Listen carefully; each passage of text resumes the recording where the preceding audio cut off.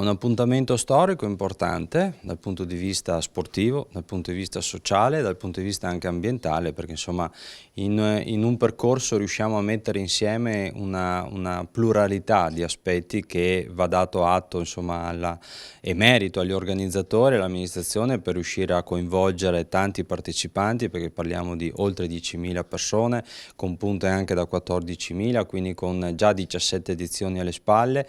con una partecipazione di volontari, oltre 400, che ovviamente significa anche un sentito coinvolgimento, una sentita, diciamo così, anche condivisione di quello che è non solo un aspetto non competitivo e competitivo, perché ricordo che c'è questa duplicità, non si può passeggiare nella Corillasi, ma si può anche ovviamente correre a livello amatoriale, ma anche gareggiare. E credo che ci siano tutti gli ingredienti, dicevo, poi in un percorso che si disloca in vari chilometri, con la possibilità di passare dalla pianura alla collina con questi sali e scendi che mettono in risalto la bellezza di un territorio che davvero merita di essere visto e vissuto in un'iniziativa molto bella come quella della Corillasi, per cui l'appuntamento è ai Lasi tutti insieme il 10 marzo.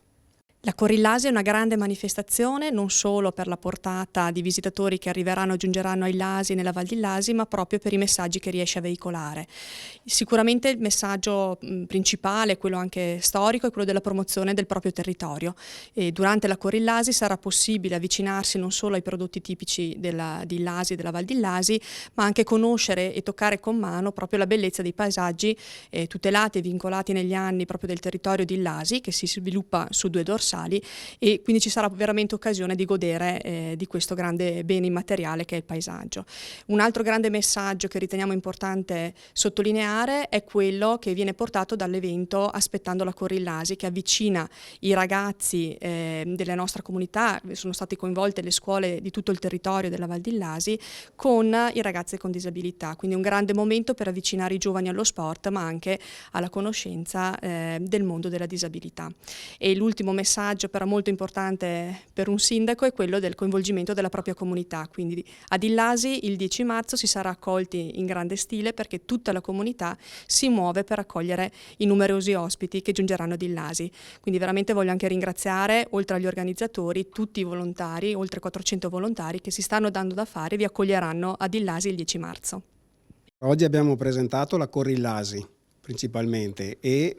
si svolgerà appunto il 10 di marzo. E l'altra manifestazione è l'Aspettando la Corillasi, manifestazione fatta assieme ai ragazzi delle scuole e alla cooperativa Monteverde, dove appunto mettiamo assieme sia i ragazzi diciamo normodotati con i ragazzi con qualche difficoltà, proprio per integrazione di questi ragazzi e l'avvicinamento allo sport. Sono 2 appuntamenti diversi. L'Aspettando la Corillasi era prevista il 1° marzo, quindi abbiamo dovuto perciò spostarla per questioni di tempo, che hanno messo pioggia, e quindi sarà spostata al 22 o al 16 di marzo,